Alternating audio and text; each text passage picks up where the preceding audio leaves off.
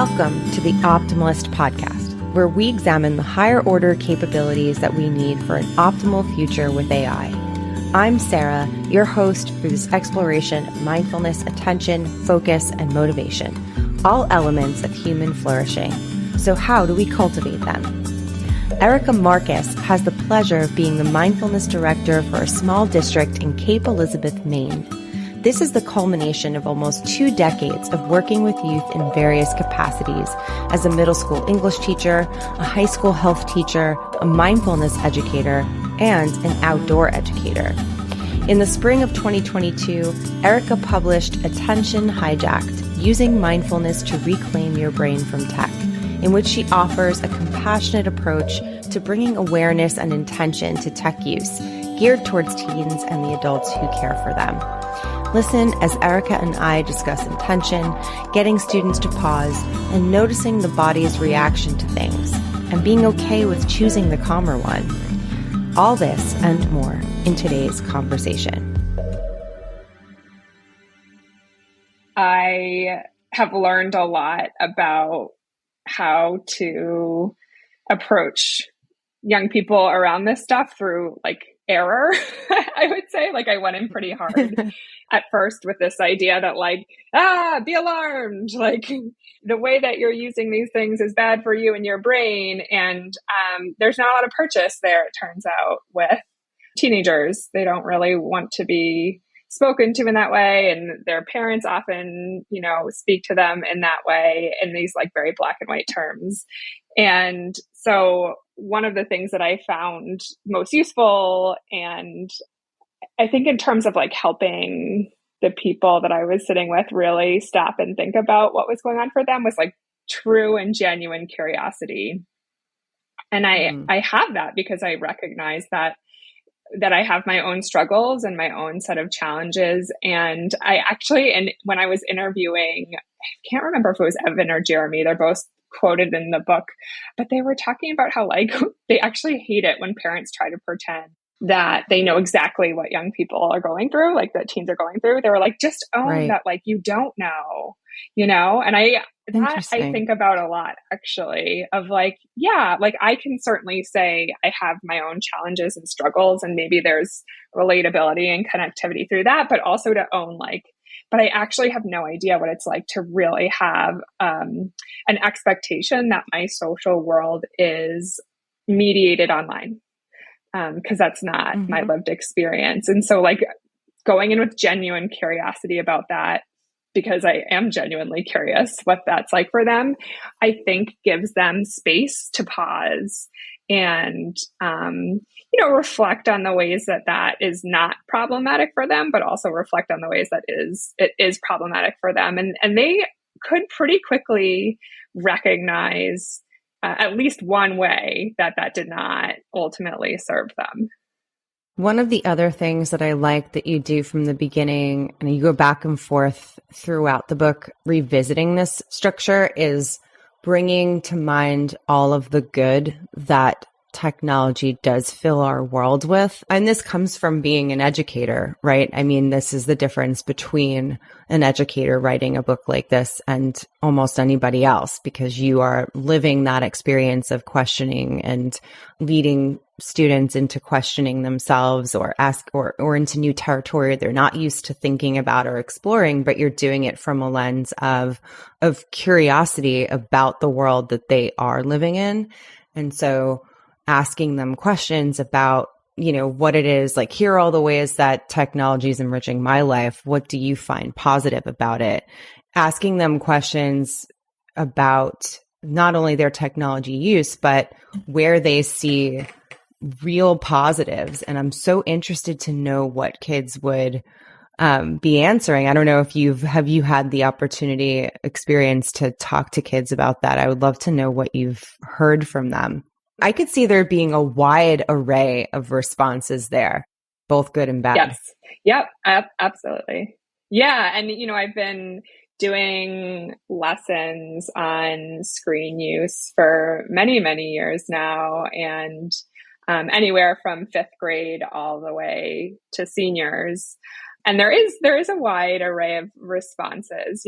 For some kids, they just love the entertainment of video games. They think it's fun, and they hang out with their friends through their video games. So it's really connecting for them.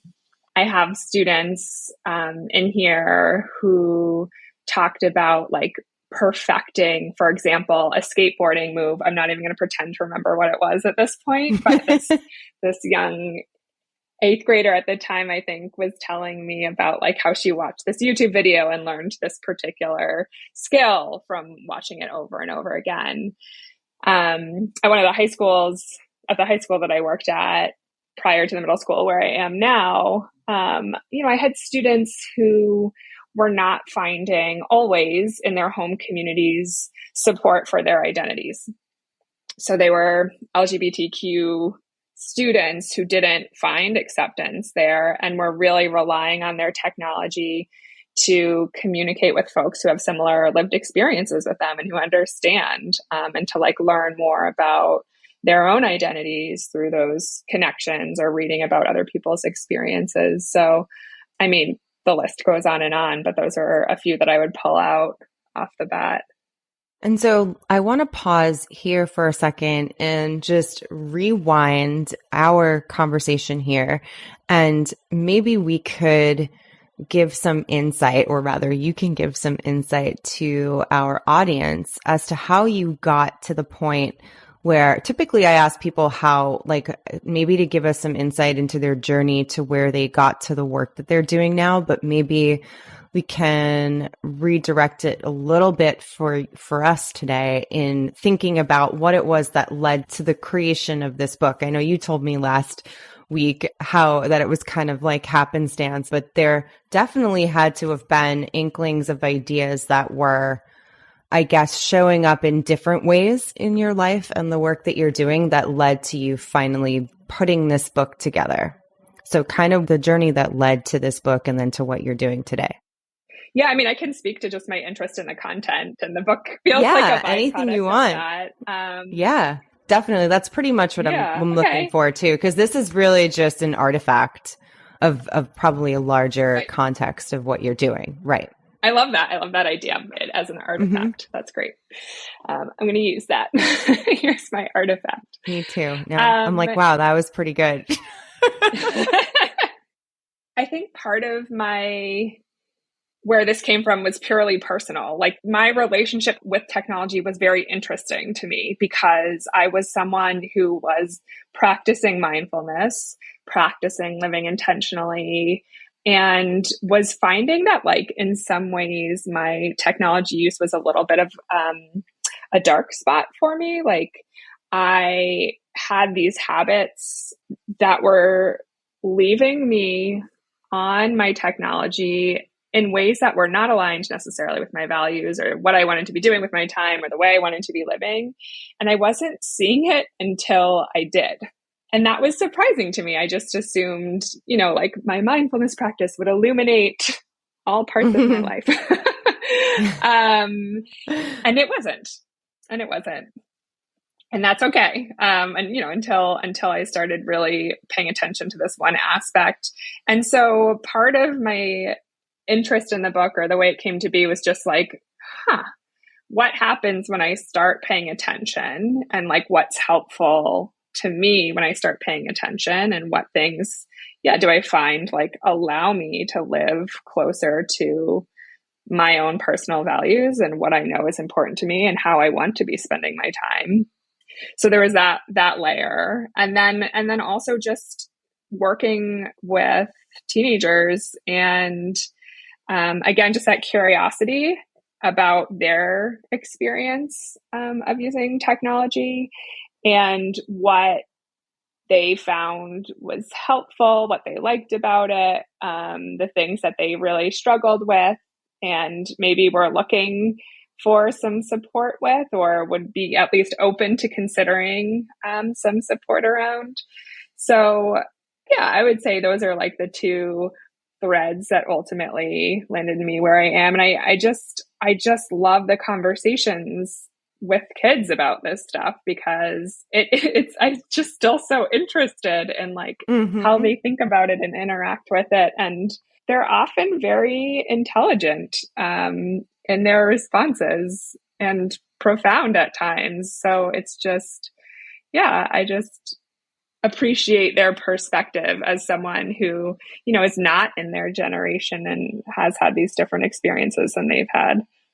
Yeah. And I'm wondering now, like in the time since pretty recent still. So I'm just trying to frame this question correctly, but in the time since writing it and kind of going through those stepping stones of realization that you were just describing that you were going through, have you noticed big changes in even yourself and the way like you coming out of the other side of putting together basically like a manual for young people to help them navigate the world that we live in and think about it and become a little bit more attentive to their habits? And so I'm just wondering how that has changed, any of this has changed the way you are now having a relationship with technology and your own children as well, because I don't know if they're old enough. I don't know the ages of your kids, but but I'm sure it doesn't matter because the tech use within the home is also something that impacts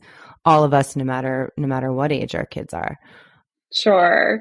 I mean, I sort of make this joke at the beginning, maybe a lame joke, one would say, but I try to make this joke about like, I had this revelation and then I changed everything, right? And that is not what happened. Right.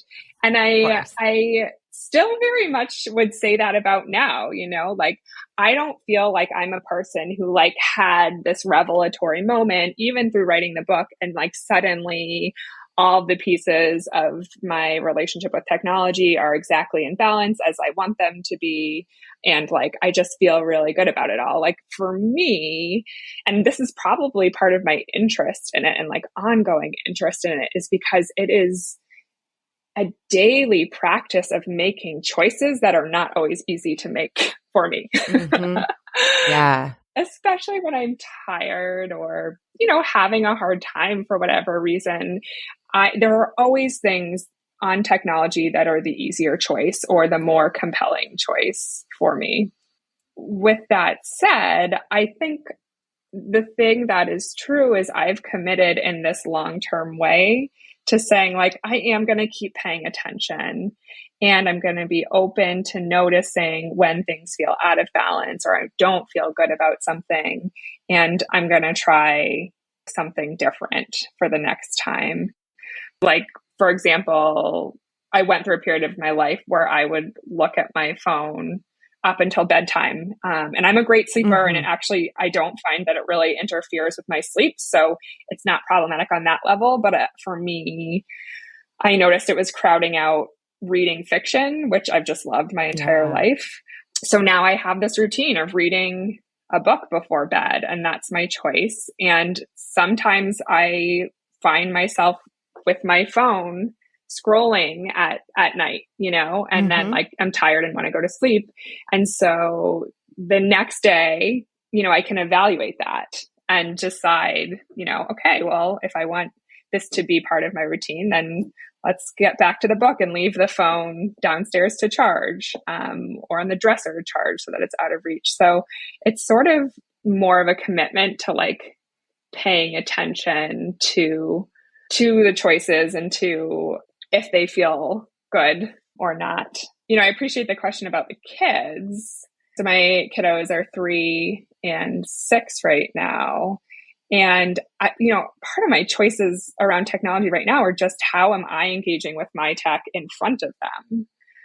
Yes, I love. And yeah, and I mean, even that feels hard. Like it is so easy to pick up my phone because I want to search for something. Something comes to my mind and I want to do it right then. Or I don't know, I want to check my email for some reason, or there's just something on there that is compelling me.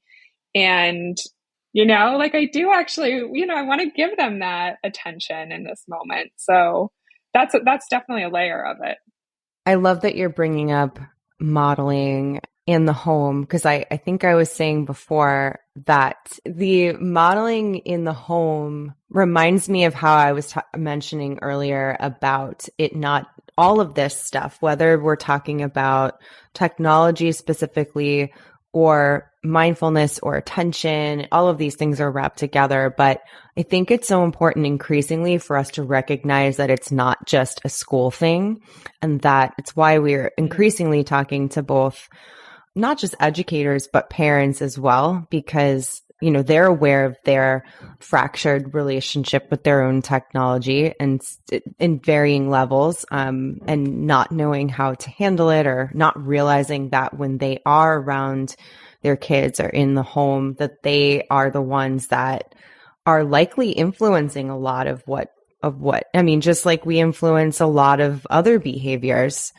I bring up that idea or parts of that idea and weave them into a lot of conversations, because I think people would be, shocked at that level of disconnect that it sort of creates. And that's without even getting into what it is that each of you are actually doing and what the content or speed at which you're doing something is affecting your brain or your body. And then usually when I bring that up with people, I hear a couple days later, they're like, now I can't stop thinking about every time I touch my phone in front of my daughter. Yeah. Which, I mean, if you can do that with like, again, just inviting in that curiosity without like, there's probably going to be a little shame and guilt in there also, because we're human, you know, we have that, but like, wow, like how interesting to see that, to really see that, because we're not paying attention that way typically. And I hope that's true for me. I hope I'm like even more hyper aware after this conversation around it, because I want to be noticing and making choices that again are, you know, the things I want to be doing versus habitual or impulsive. I loved when you were talking about your own practices before and what's changed, but 3 things stood out to me is you talking about attention and paying attention to your attention, and routines, and then reflections as a part of almost like a cycle. And I think that a lot of us get a little afraid. It's almost like people kind of get a little taken aback when they, I think, sometimes hear the word routine, because building routines is like, we know that routines in a way are how a lot of the best stuff that we can possibly get from ourselves or becoming our best selves. A lot of it is going to be because of small or big routines that we implement and carry through, and then learn to reflect on and change or tweak when they're no longer working.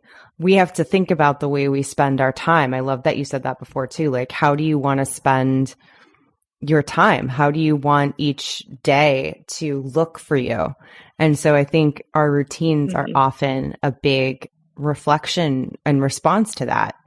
I guess I'm right now thinking about it in the student's point of view, but like, how do we work in routines that build attention and mindfulness and reflection that might not directly have to do with tech use either, but they're going to have an effect on the individual in a way that it will then kind of, I think, force them to think about how they spend their time with technology. Like what are you seeing that works with students in a way that gives them individual responsibility for these things, rather than always relying on someone to tell them, no, put your phone down, no, do this. Like, we want everyone to step into this responsibly, and that includes students and adults. But what do you see that kind of works as far as getting students to do these things? Well, I heard sort of a couple of things in there. One was about like routines around anything, just like including, I don't know, mindfulness or attention, and then the layer of the technology specifically. And I think, you know, one thing is like giving them opportunities for mindfulness practice or reflection, regular opportunities, so they can sort of experiment with it. And right now I'm talking as an educator, because all of this as a parent is like infinitely harder. As a parent, yeah. I really just sort of like fall back to modeling and conversation. But, you know, as a teacher, one thing that I did this past year that most students seemed to appreciate was literally, we just called it a stillness challenge. And I really didn't do a lot of direction around like what to do with that time. I gave them some options, but the idea was like, let's take a minute or 2 minutes or whatever we decide to try to stop and just let things settle for that minute or 2 minutes. And like, can we collectively have an experience of being settled? And I work in a middle school, and I just find sometimes gamifying things are compelling. So we like had this little wall, and they could like sit, if they could be together for a minute in relative stillness, then they could like put a little icon on the wall at a minute. And then they could decide collectively if they wanted to try for another minute and another minute. So it was really, I put it on them to decide if they wanted to do it or not every time. So there were days where they were like, nope, we don't want to. But on the whole, most students seem to like, especially over time, just really value not being asked to do something for a few minutes. And I tried to emphasize that part of just how they were asked to do so much all day long, to pay attention, to notice, and this was really about like not doing anything at all. Yeah. Yeah. And then just inviting in reflection of every now and then, like what their experience of that was. Yeah. I was going to ask how often students opt to elongate that time. Do they want to add a minute or two, or is it where they just want to take the opportunity and then move on? It really depended on the group of kids, honestly. Some of them had a really hard time with it and would opt to not do it, which I was, always happy to. But I would say the majority of them were really interested in adding minutes. And sometimes we'd get to like 8 minutes and I'd be like, I actually don't think we can go any further. That's great. To do today. Let's unpause. It's a really long time.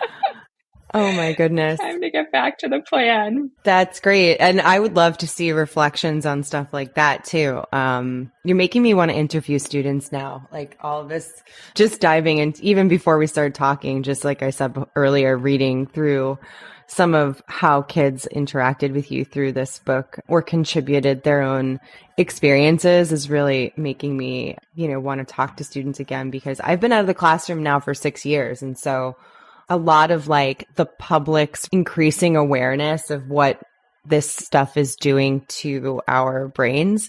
I mean, it's really very new. People weren't talking about it like that when I was last in the classroom. It's really escalated before the pandemic, but I would say mostly since then. So I hadn't really had that opportunity to talk to them about it. And so now I'm craving it.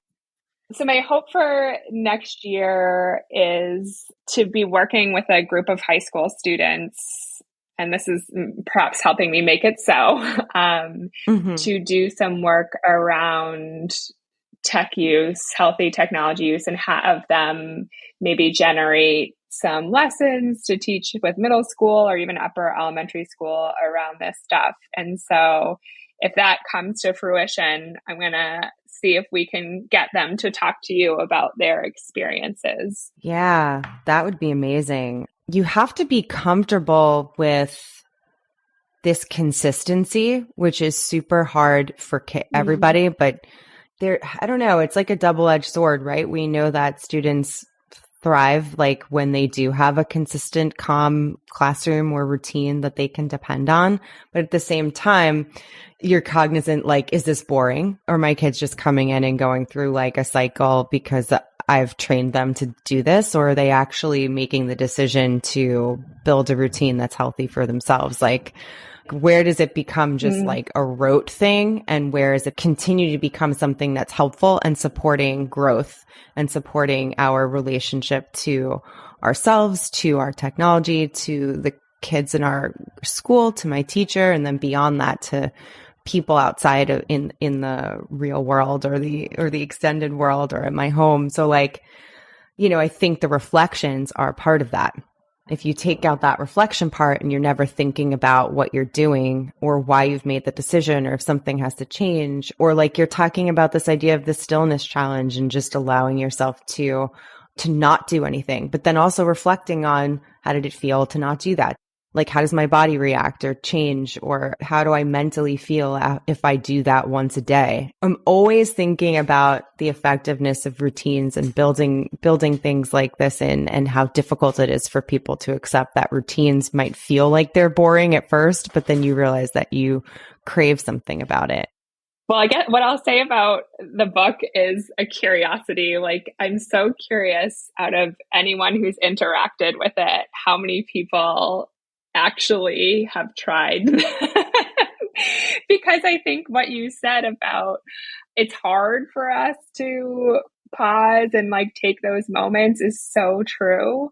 And I mean, I could even imagine myself like blowing past those and being like, I'll get back to that. Yeah, like I'll like check that out later and not do it. So I do really like that it's there. I'm super curious about if anyone has tried them out.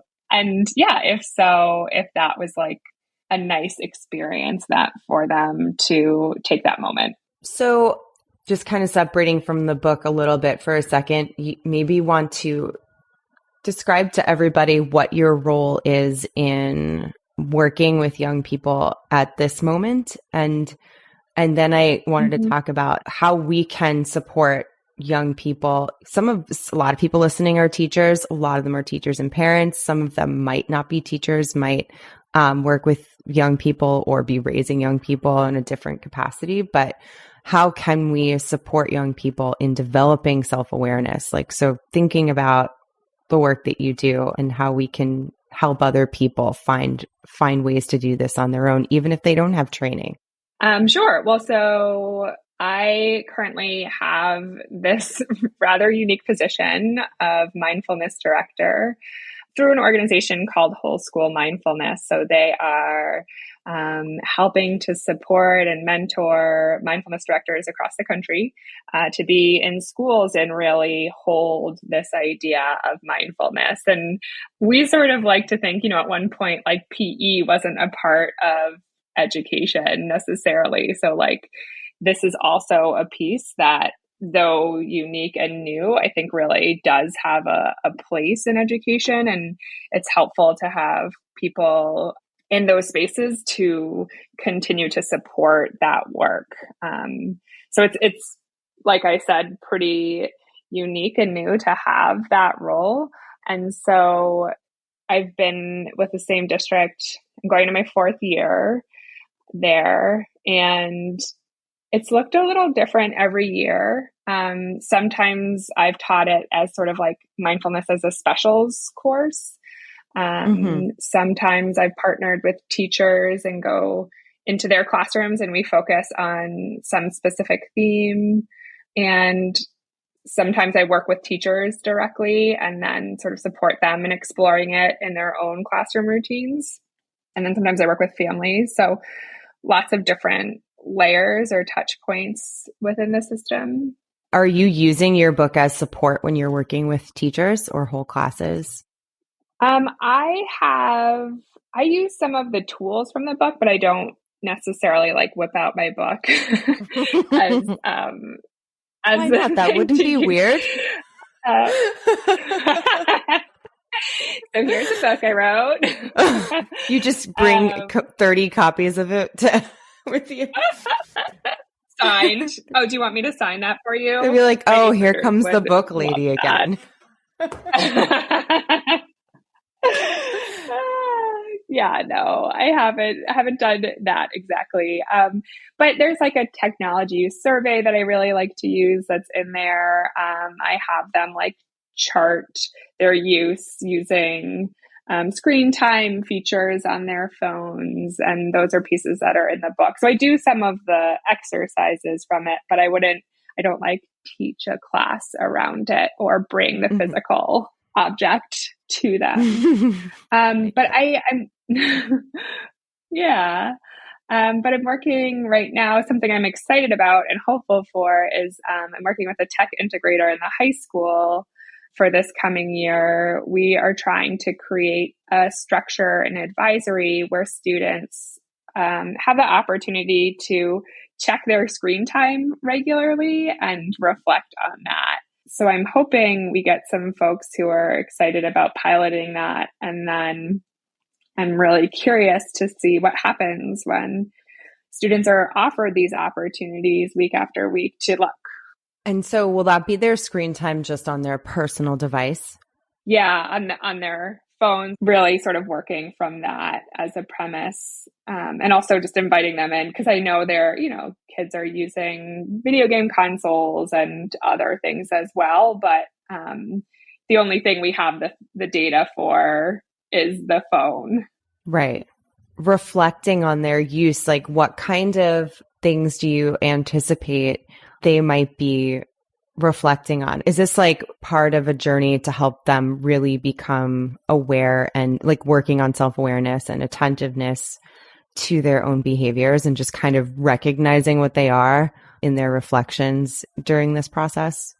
Yeah, I think especially at first, just asking them like, does anything surprise you when you look at this? Does anything concern you when you look at this? Because when we have in the past, when I've had like 7th and 8th graders take out their phones, inevitably there are a number of kids who are like, oh my gosh, I was on TikTok for like 7 hours on Saturday or something. And they are surprised because they, in those moments weren't really aware of it, but just to pause and like really look back at the data, I think is meaningful to them. So this is our sort of experiment. And I'm hoping that as we go, we can ask some more nuanced questions about like noticing their tech use as it relates to like other ways that they spend their time, or can they notice how they feel in their bodies, but keeping it simple and consistent. I think that was a word that you were emphasizing, feels important. And we'll see what happens. I'm super curious.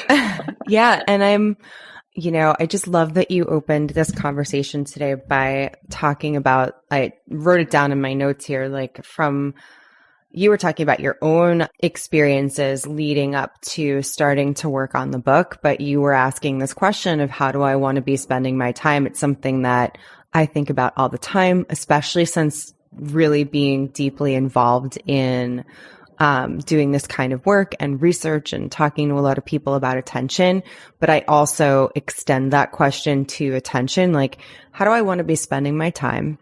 Then also like, how do I want to be spending my attention, which for a lot of us comes after the examination of our attention and time that you're explaining that these students will do coming up soon.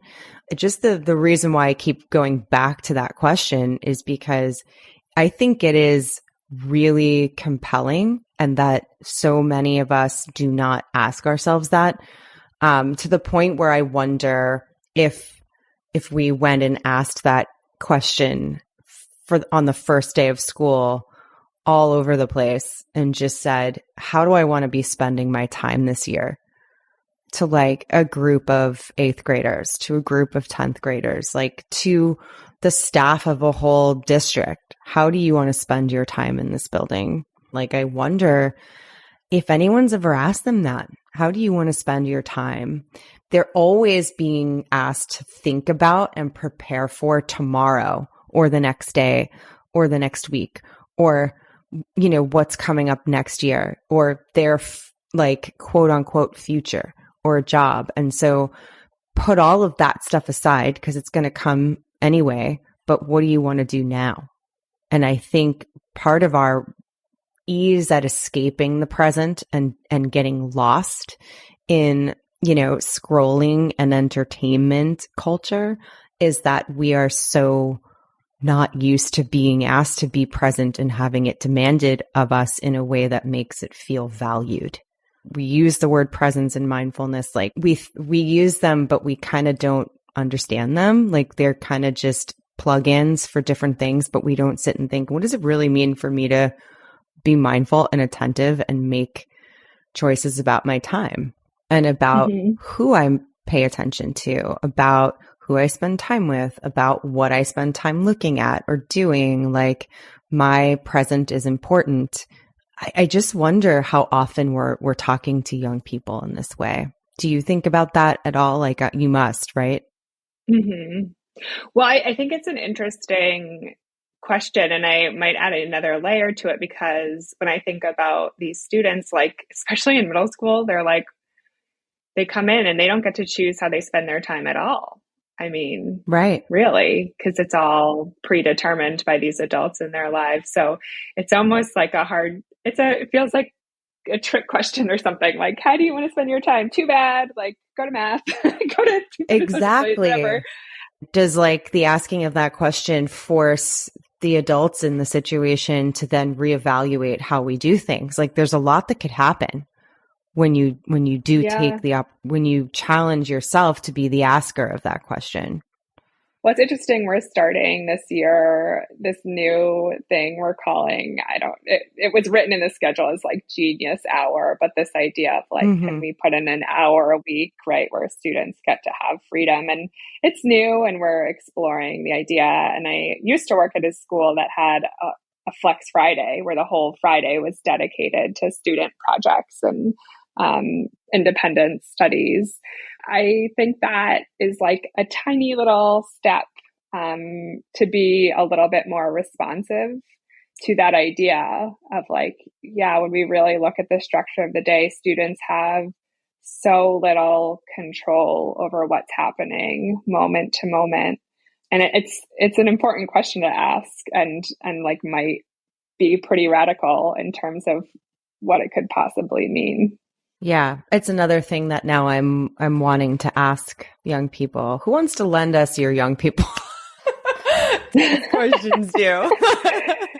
It's just bubbling up. And this is actually this will be, I believe, episode 18 of the Optimalist Podcast, and we're still very much at the beginning, but still in 18 episodes, I really think this is the first one that, and it's because of the nature of the book itself, but it's the first one that really we're able to dive this much into the mindset of the student or the young person, rather than other points of view and different areas of expertise. But this is really allowing us to think about, that world that they live in and putting ourselves in it. And I think that that's it's a reason why I jumped on.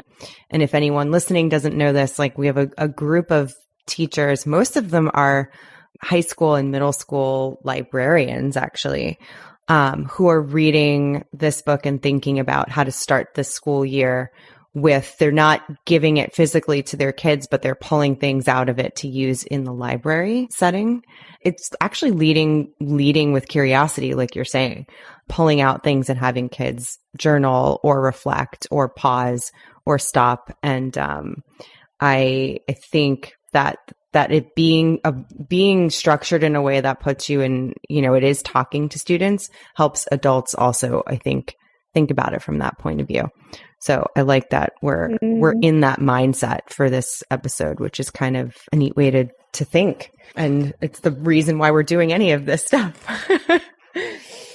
Right. I was going to share, this is a little bit tangential, but perhaps related. I was just thinking about, for this, there's a screen-free week that's sponsored by this organization called Fair Play. And I've been trying to get my school involved. And so every year when I do these little lessons in classrooms, I ask students, it's up to them, but if you could change one thing about your screen use, sort of respecting this idea of like a screen-free week, what would you do? Mm-hmm. And then the question is like, well, if you decide to reduce your screen time, or let's say you didn't decide to do it, but like if you were to, what would you do instead?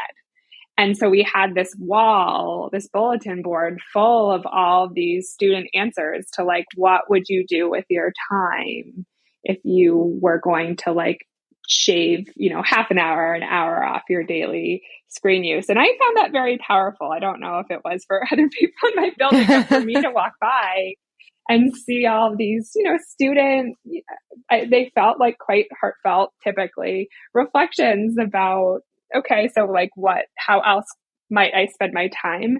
I really liked that and the symbolism of that. Yes. And it makes me want to extend it to, if you said, even if it's a half hour a day, because we know how deep some people, some students are getting into hours on certain apps or doing certain things on their phone. But even if it were a half hour a day, I want to extend it to like, well, what's keeping us, not just that person, that individual, what's keeping us from doing it?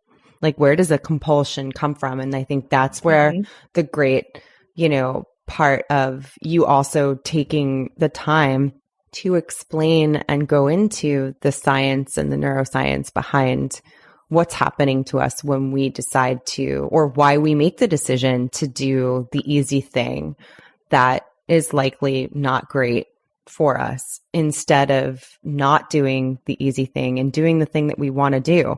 Because in the case of our technology, like there's a lot of other situations where we can say we choose the easy thing instead of the complicated thing, because our brains don't want to do the complicated thing all the time. But in the case of our phones, right, they don't. It takes a lot of energy. And so in the case of our phones being the easy thing, not only is it easy and requires no real, it's taking up a different part of our energy. It's also making us tired. So it's not like we're choosing to do nothing over doing something challenging. We're choosing to do something that's actually eating up our energy and making us tired, and then making us wake up the next day not being able to, or not wanting to do something challenging again. And that's the hard part. Yeah. Yeah, I read, what was it called? They called it like revenge scrolling or something. And it was like specifically, I think I read this, I don't even remember where, but there was this article about this idea that like people will stay up really late when they feel like they don't have any time in their day, and they're not doing anything productive with their time, but they're like scrolling because like, it's my time, damn it. Like I will do what I want to do. And I could imagine that being true for kids too, where they feel like their entire day is like hyper structured, and they get to the end and they're like, well, now this is my time, but I'm too tired to do anything. So I am going to sit here and like look at my phone for hours and hours and hours because I get to choose. Yeah. And you know what, that even, I remember, from the days when I was in the classroom, and this wasn't even, scrolling wasn't a big thing, at that, I'm talking like I was in the classroom 40 years ago. It wasn't that long ago.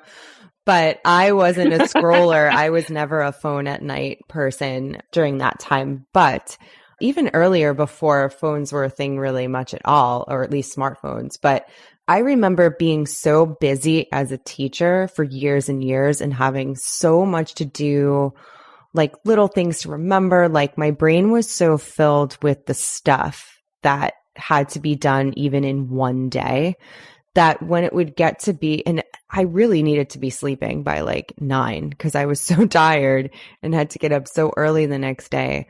But 9 o'clock or something would come, and I would feel like now I need to do something, like something else that's not work. Like I wouldn't get to think about like, what's my entertainment or what do I want to do until then. And so I would sometimes think nothing of like, now I'm going to start a movie at 10 o'clock. And I'm like, why am I starting a movie at 10 o'clock? Like when really what I need to do is go to bed. But that exact framework of like, I didn't get to do what I wanted to do today. So now I need to do something that I want to do. And then that builds up for the whole week. And then you get teacher tired at the end. That's where, it comes from never giving yourself an actual break. Like putting myself in front of a screen at 10 from 10 to midnight was not a break for me. Before I ask our series of ending questions that we ask everybody on this show, is there anything that you want to leave listeners with, knowing that a lot of them are educators, all different levels, but everybody's usually working with either training teachers or working directly with students in some capacity, if they're listening to this show. So is there anything you want to leave with them as far as what you would recommend, how to begin this journey as an individual, as an adult, or as an individual trying to work on mindfulness with students? Like how to get started on your own or with students? Like what kind of advice do you want to leave people? Come on, give them all the answers. There was like another answer coming to my mind before you finish your question, which I'm going to say first, and then maybe I'll say something to the specific question. But as you were talking about like what I was hearing was like, what do you want to leave people with? I really want to acknowledge that like this is such a new set of circumstances and situation, and I feel like we have this sense that like we need to figure it out right now. We need to like fix it. And I don't think it's not something that we can like fix in terms of, our own relationship with technology or our students' relationship with technology. Like this is a long-term, big cultural shift thing that has happened in our world. And so like, I hope we can all go forward with just some grace for ourselves and our students and all of us who are trying to negotiate this world at this moment in time. Like, can we be really gentle and curious with ourselves and with our students as we explore these questions? Sort of the first thing that came to me. And then with regards to mindfulness with students or mindful technology use, I do believe starting with ourselves first is really important. So step one, like getting curious about our own use, maybe regularly checking our screen time as a first step and just noticing more, or like now I'm going to be aware every time I pick up my phone and my daughters are nearby after this podcast, right? So like all of those little starting points.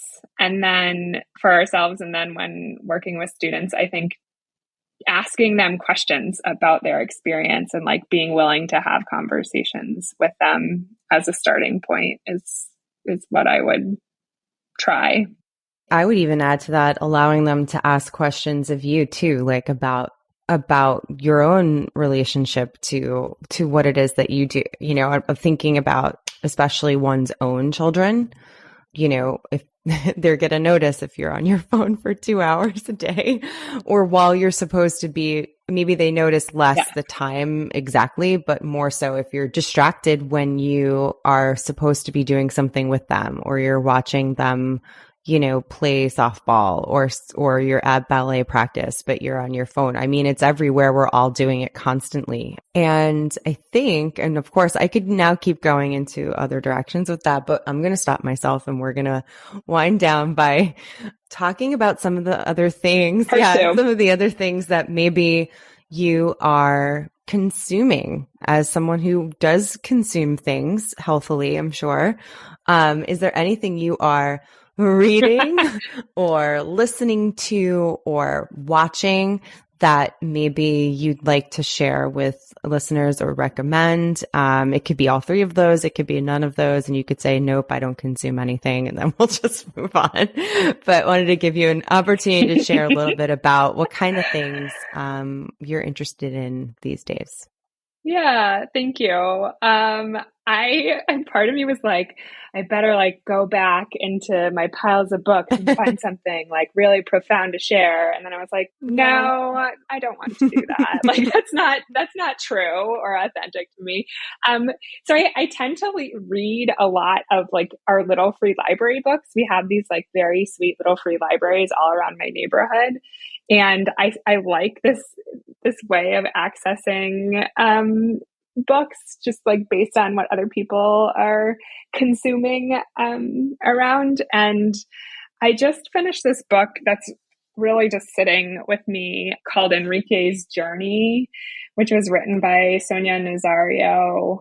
She's a Pulitzer Prize winning author, and she retold the story of this one migrant's journey from Honduras into our country. And then like also just like was doing a lot of explaining of what the push-pull factors are from some of these South and Central American countries and how people end up here. And I think it's sitting with me for a couple of reasons. One of which is like, there's so much to story, to like the details of people's lives and lived experiences that allow one to empathize and like be more humane once they've internalized someone else's experience and story. And so that's one layer. And then just that specifically to like knowing that we're in this moment in time where there is such a national conversation around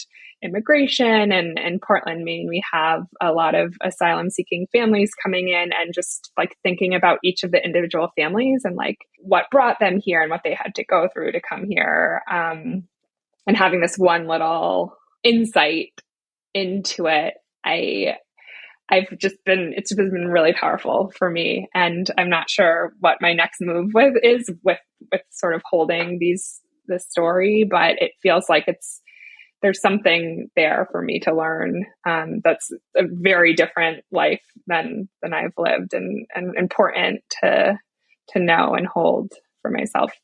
I love that.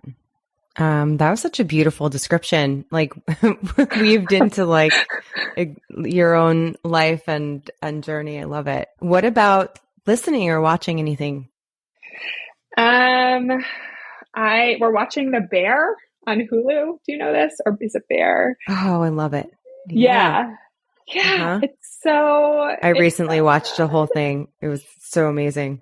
Okay. Everyone kept recommending it, and we finally started. So me too. And I didn't know my brother was watching it, and I didn't even know what it was about. And I'm like, I'm also in the process of canceling one by one all of my streaming subscriptions. So I was kind of listening to a few things. People are like, you have to watch this. You have to watch this. So I'm like, let me get a few of these things done before I cancel everything, because I want to have no video in my life, apparently is what I'm moving towards.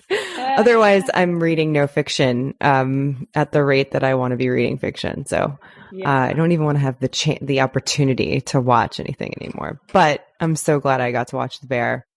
And yeah, I'll just add for anyone, and if you haven't watched The Bear, this will make no sense to you, but my family has been here visiting, and we were in a donut shop the other day, near San Diego, and I wasn't getting anything.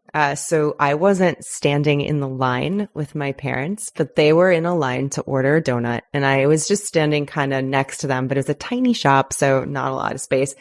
And behind me was like, I guess, a little narrow hallway that led to the back where maybe the kitchen is. And so I wasn't looking that way. And I'm standing there, and and a guy who works there came out of the back with like a huge basket of freshly baked donuts that had not been frosted yet. They were just piping hot, and I didn't see him. And he came right up behind me, and he goes, "Behind you, chef." And I was like, oh my God. And I just turned around really quickly because I didn't know and I just saw this guy just like walked past me. He pushed past me and walked past me with this huge basket of steaming fresh donuts. And I was like, wow, that was quite the moment. Like immediately texted my brother. I'm like, someone in the donut shop just called me chef. And it was like the best moment of my week. Good thing you watched the show, though. It would have been lost on you. I know. I would have been like, that's really weird. Does he think I'm someone I'm not? But now I thought that was really cool. So there's a chef moment, for a bear moment for everybody.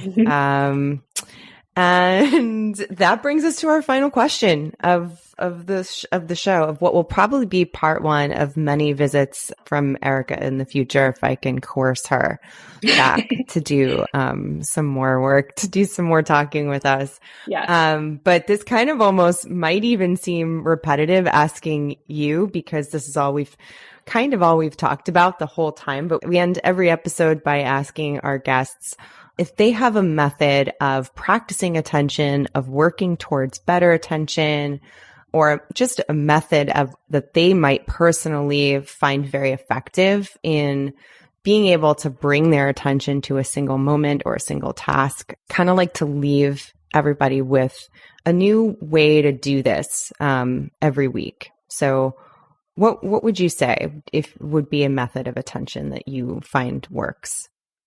Sure. I mean, it's sort of the subject of our podcast. I do practice. I know the whole, just rewind and listen to the beginning.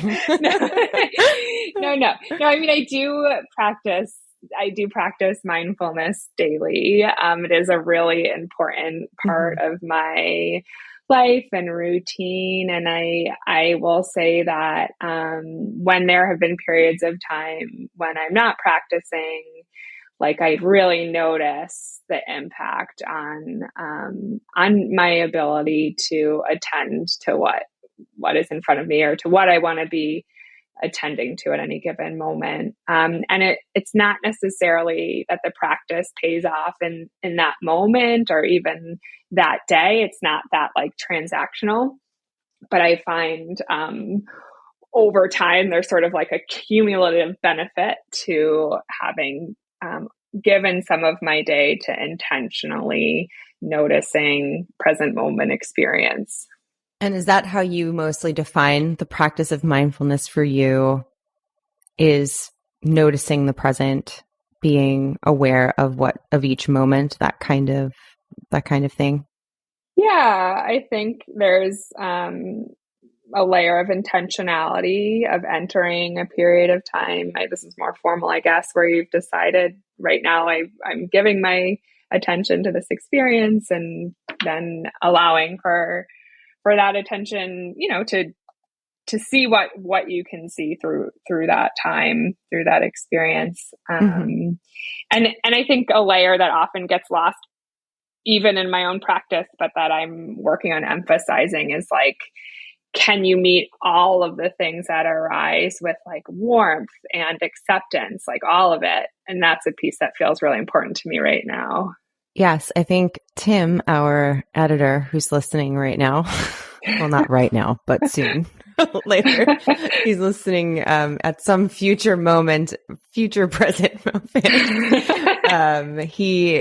I always think of him and quote him sometimes when people say similar sentiments to what you were just talking about, because he's always making me re-examine that idea of not judging yourself when you are pulled out or for the ways you are distracted. And we have conversations about that from time to time. So people forget that part of it too, because it's not just, black and white or binary. You have to be okay with not being okay sometimes. And I think that's it's a part of the mindful journey. Yes. Yeah. As real, full humans. So if people wanted to find you, Erica, where can they befriend you, email you, talk to you, ask you questions on the internet? This is where you're allowed to promote your book too, if you'd like. Oh, okay. Not like in the classroom. No. I have a website. It's wisemindsbighearts.com. You can definitely connect through there. And there's like a link to the book and another earlier book that I had released as well. And I'm pretty sure that's my Instagram handle as well. So those are two options. I'm happy to connect with anyone who wants to have more of a conversation about this stuff. Cool. And your book is available on Amazon, I believe. I think that's where I got it. Trying to remember now. Yes. I'm assuming I will have mentioned this at the beginning when I record this introduction, but Erica's book is called Attention Hijacked: Using Mindfulness to Reclaim Your Brain from Tech. And I'll link to everything in the show notes as well. Well, it was really awesome to have you here, Erica. This is conversation 1 of 40. Yes. That everyone can look forward to. Excellent. Thank you, Sarah. I'm so happy that Erica could join us for an episode of the show. She is an inspiration for doing what it takes to work closely with kids on their attention and awareness. I hope you enjoyed my conversation with her, and I truly hope you check out her book, which is available everywhere. You can let us know what you think by leaving a comment on Substack, a review in Apple Podcasts, and you can reach me on Twitter at scandela9. You can listen and subscribe to the Optimalist Podcast wherever you love listening to great podcasts. New episodes are released every Wednesday, and links to all of the resources are available in the show notes. The Optimalist Podcast is brought to you by Engageable, the only app that gives you the mindful pulse you need for better attention. And it's free. Create an account today at getengageable.com or by downloading Engageable on any iOS or Android device. You can also follow us at Get Engageable on Twitter and Instagram. Thanks for listening to The Optimalist. I'll be back next week with a new conversation. Stay engaged.